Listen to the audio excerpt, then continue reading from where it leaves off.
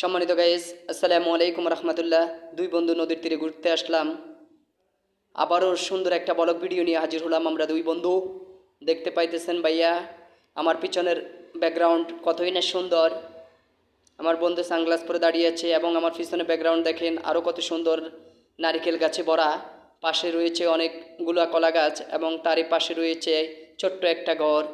দেখেন, তার পাশেই রয়েছে বিশাল আকারের সুপারি বাগান। আমরা দুই বন্ধু এখানে দাঁড়িয়ে আছি এবং আমরা দুই বন্ধু দুইটা সানগ্লাস কিনেছি। দেখেন আমাদেরকে কীরকম লাগতেছে, ভিডিওতে কমেন্টে জানাবেন।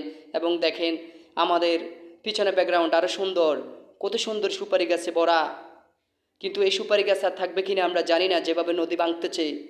নদী ভাঙনের ফলে এখানে শেষ পর্যন্ত এটা থাকে কিনা বলা যাচ্ছে না। দেখেন আমি নদীর কাছে গেলাম এবং নদীর ঢেউ কী সুন্দরভাবে খেলিতেছে।